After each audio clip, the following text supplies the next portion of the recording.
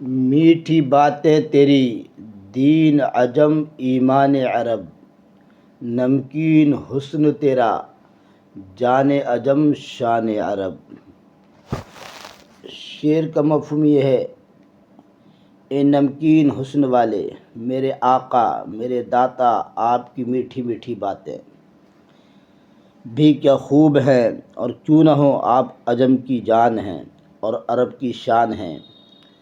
قرآن مجید میں ہے کہ جب حضور علیہ السلام نے اللہ کی بارگاہ میں عرض کیا، یا اللہ یہ کافر لوگ میری بات نہیں مان رہے کہ تجھ پر ایمان لائیں، تو یہ کہنے کا کچھ انداز ایسا تھا کہ اللہ تعالیٰ نے اس جملے کی قسم یاد فرمائی جو اس کے حبیب کے لبوں سے نکلا، مصطفیٰ کریم کے لبۂ مبارک سے نکلا۔ فرمایا وقیلہ یا ربی ان ہؤلاء قوم لا یؤمنون، مجھے محبوب کے اس قول کی قسم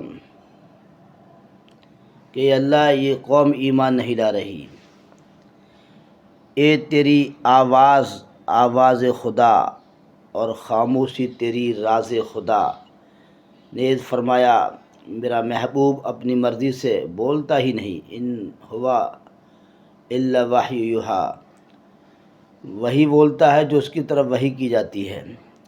صحابہ کرام نے عرض کی حضور آپ کبھی ہم سے خوش طبعی فرماتے ہیں، اس گفتگو کے بارے میں ہم کیا عقیدہ رکھیں؟ فرمایا میں جو کچھ بھی بولوں وہ حق کے سوا کچھ نہیں بولتا۔ مسند امام احمد میں ہے کہ حضرت عبداللہ بن عمرو بن العاص رضی اللہ تعالیٰ عنہ کا طریقہ یہ تھا کہ حضور کی بارگاہ میں بیٹھتے تو جو آپ فرماتے لکھ لیتے۔ ایک دن قریش کے کچھ لوگوں نے کہا، اے عبداللہ تم ہر بات لکھ لیتے ہو؟ حالانکہ حضور کبھی خاموش ہوتے ہیں، کبھی ناراض بھی، کبھی مزاح فرماتے ہیں، کبھی سنجیدگی کی حالت ہوتی ہے۔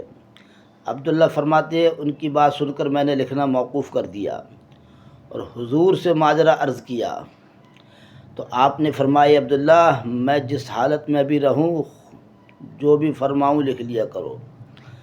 فوالذی نفسی بیدہ ما یخرج منہ الا الحق، اس ذات کی قسم جس کے قبضے میں میری جان ہے، میرے منہ سے جو نکلتا ہے وہ حق ہی نکلتا ہے، حق کے سوا کچھ نہیں نکلتا۔ سبحان اللہ، کیسی عظیم شان ہے کہ تھوڑی دیر پہلے آپ بولتے ہیں تو فرماتے ہیں میں بول رہا ہوں، پھر تھوڑی دیر کے بعد جبریل امین وحی لے کر آ جاتے ہیں، کسی کو کوئی پتہ نہیں کیا ہو گیا ہے، پھر اسی مجلس میں بولتے ہیں تو فرماتے ہیں اب زبان میری ہے، کلام خدا کا ہے۔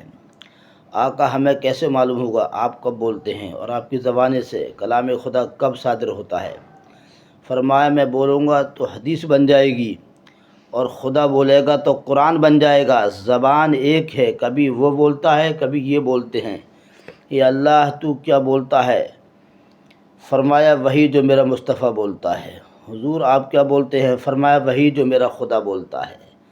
قول حق قرآن ہے، قول پیغمبر ہے حدیث، اہل دل کے واسطے تعظیم دونوں کی ایک ہے۔